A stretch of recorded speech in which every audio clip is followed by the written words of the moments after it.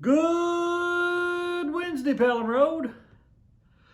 Prior to my interview, I wanted to offer a brief word of introduction. Susy and I are going to be speaking about immigration today. And I know this is a touchy subject to some folks. So allow me to frame this conversation. Immigration involves people. It's about real families, real lives. And further, we are followers of Christ. So our first loyalty is to the way of Christ. Over 140 years ago, we were taught a short question to ask ourselves. The preacher meant it to be a way to aid us in making ethical decisions. So, as Charles Sheldon taught us, what would Jesus do in this situation? Enjoy this brief conversation with Susy. Well, I'm joined today by a very special guest. I'll introduce her in just a second, but you can see her right there. Let me begin by saying that we're going to talk today about immigration. All right? And we have someone who can talk about it firsthand. This is not something you get from the news. This is not going to be statistics. This is going to be a real face and a real life. And that's been my point for years. People talk about immigration policy. They don't realize that policy really affects people, or maybe they do, but maybe by framing it inside the word policy, it disinfects it a little bit. And it really does affect real people. And so that's why I have a real person with me today. All right, this is Susy Tobon, and Susy is what is your job at the CDC? What do they call you? Office manager. Office manager for the Child Development Center here at Pelham Road. And I'm just going to ask her a series of questions, and she's just going to sort of lay out for you the story of her pilgrimage to America and her family's as well. Correct. All right? All right. So, where were you born, Susy? In Colombia, in Medellin. All right. It's one of the largest cities. All right. And it's in the mountains? It's in between mountains, so we are surrounded by mountains, Okay. but it's not in mountains per se. Okay. You know, this is all script already. But I forget, did I ask you, do they have like 4 seasons of the year? No, it's so Medellin. A nickname for it is the city of eternal spring. Oh.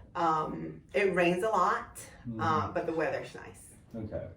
All right then. Well, now that's where you were born. Yes. And if you could have lived there and not had to leave there, would you have?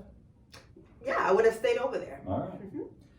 And do you still have family there? I do. All of my family. I only have an uncle and a cousin in Florida, but aside from that, everybody else is still over there. And see, I kind of know the next answer to this question, but recently her grandmother passed away, and she was not able to return for the funeral. So you sent me a link to the funeral itself, right? Correct. So when did she pass away?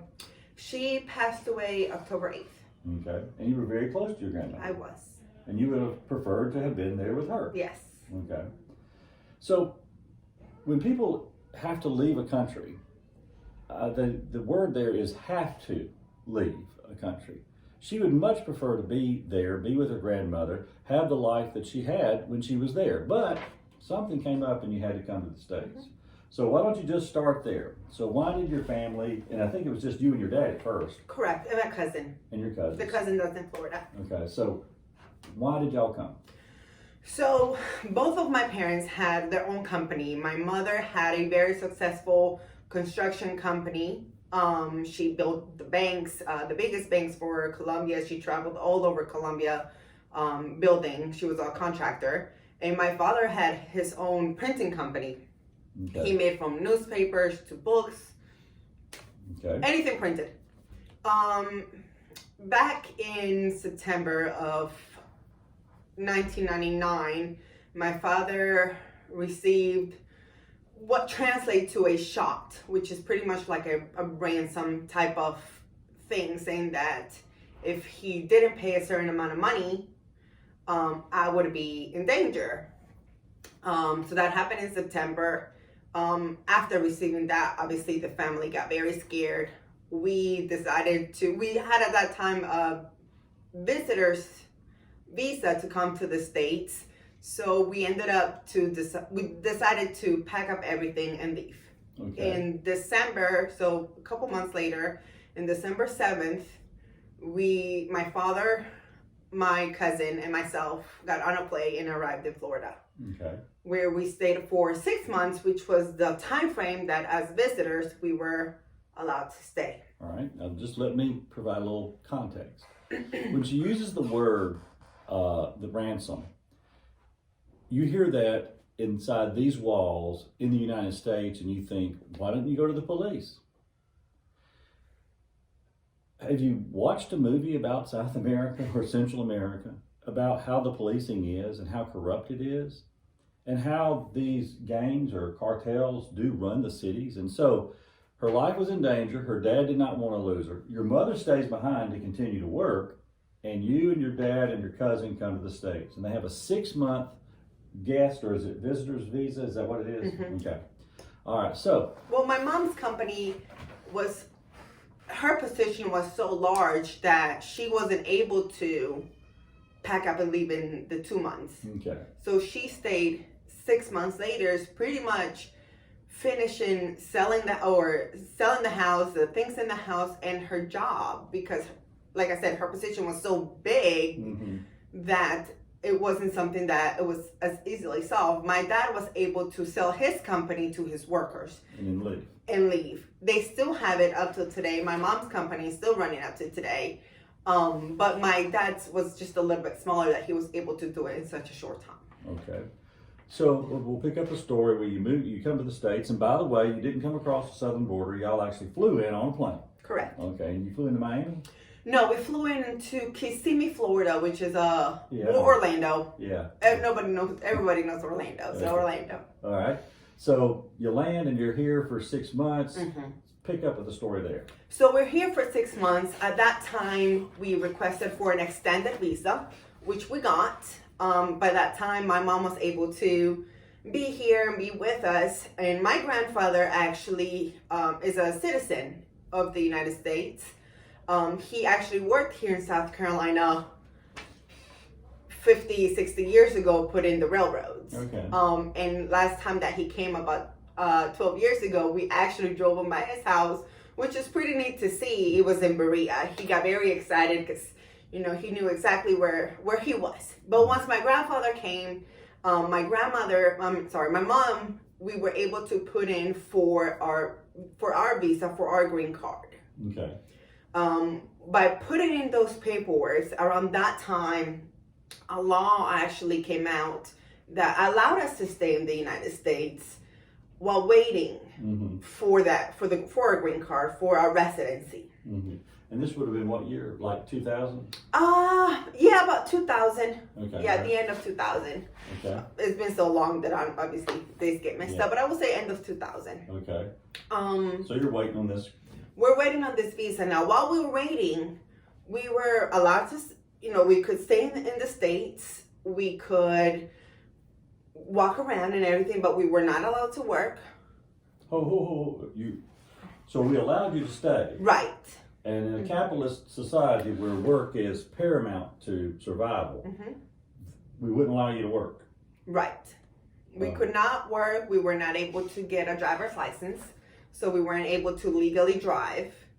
Okay. Obviously, we weren't able to vote. That was only for citizens. Mm-hmm. Any hold guns, nothing like that. All right. But the main thing is we weren't able to work. Wow. So we were staying with a very close family friend. Mm-hmm. And that's whenever my dad started working under the table, because we had to. We had to pay for our living expenses and food and everything, and I started school. Mm-hmm. Now, while all of this, back then the laws weren't as strict as they are now. Mm-hmm. So my dad was able to get a taxpayer's ID. Okay. So while he was working illegally, he was paying taxes. Okay. So he's paying taxes. Mm-hmm. Where's he working at? He was working at a condominium, like a resort type thing, cleaning. Okay. So that was a really big change for him, and also for my mom, is their job. I mean, they're big company owners in their home country to come and clean here. Yeah, and let me say, I hope you hear that. I mean, these are two not middle class, but successful upper middle class people in Colombia. If they could have stayed in Colombia, they would have loved to stay in Colombia. Who would rather own a construction company or clean toilets? Well, you do what you have to do to survive. And so they came here, and now they're doing what they can at this resort or whatever. And so pick up there. How long are y'all? So you've applied. How long did it take from the time you applied for citizenship? Well, for first residency. First comes residency. Okay. So that took about 12 years. Oh, it took 12 years? 12 years. So you're here, are you legal those 12 years that you're here? No. So you feel like... We are legal until we do some of the things that we're not allowed to do. So yes, we were legal, we were allowed to stay here, but in those 12 years, we weren't allowed to work or drive. Okay, so we've said you can stay here, but we said you can't work, you can't drive, and you filled out all the paperwork. Correct. But it's taken us 12 years to complete your paperwork. All right, so just out of curiosity, because I know I've had a few moving violations in my life before. Let's say that your dad gets pulled over by the police. Is he carrying a Colombian driver's license? Yes. And what would they have done with him? His ticket would have been crazy. Like driving without a license. Drivers without a license. And so would they impound the car? Back then, no. I don't know what it would be like now. So he needed the car to get to work. Yes. And he needed to drive to get to work. But we wouldn't give him a driver's license. Right. Okay. All right, continue. And in Florida, it wasn't that big of a deal because the Hispanic community is larger. Here proved to be, when we moved to South Carolina, it proved to be a bigger challenge because distances are bigger and everything. And, he started working in Spartanburg. So, I mean, that was about an hour drive every day. Okay. So once we when we finally got our residency, a little bit, about 6 months before we were able to get our driver's license, once it was approved. Okay. And we got our residency, and then at that point we were able to legally work through all the channels and everything. But you're not citizens. We're not citizens. You're just yet. legal. You have legal status. Correct. Okay. Correct. And even to me, one of my biggest challenges, and also in school, I mean, I started working when I was 15 with my taxpayers. So from the moment I've been working, I have been paying taxes. So you were paying taxes before you were legal? Correct. With a taxpayer's ID. Okay. So when you hear somebody come on the news and say that immigrants don't pay taxes, they're just lying? In my case? Yeah. Yes. That's a good way of putting it, because I guess there could be people who don't. Yeah. But in my case, no. My whole family, since we've been working, we have been paying taxes. Okay. We haven't always collected. Yeah, that's right. You haven't. Because we were scared. Yeah. Because we were not allowed to work. And so tax money was coming out of our paycheck. It wasn't being collected. Okay. Until whenever we got our social, then we switched everything from our tax ID to social, and that's when we started collecting. All right. So, if I said, did your family ever receive money from the government? That would be apparently no. No, we never. Even when I was a resident, and I got pregnant with Alejandro, as a resident, I didn't qualify for any type of aid. So when people go on TV and they say that the immigrants are getting all this aid, I mean, you're going to be polite and say, well, in your case, you didn't. I'm going to say that these people are trying to mislead the public. I was about 6 months away, because once we became residents, we had to wait 3 years to become citizens. Okay, now that explains that, because you became a resident in 2012, and I think you got citizenship in 2015. Correct. Okay. So you become a citizen in 2015. You trade in those tax ID numbers for social security numbers and so forth. Where did you go to be oriented or you take the Pledge of Allegiance or?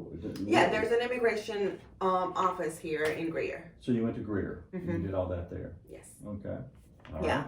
But another thing that I wanted to mention, I don't think we've talked about before, is actually whenever I was in college. Okay. So I did middle school and I did high school, but then I had to move on to college, to continue my education. The reason why I wasn't able to go to a 4-year college is because I was a resident, or at first I wasn't a resident. I became a resident kind of like in between, but I was considered an out-of-state student.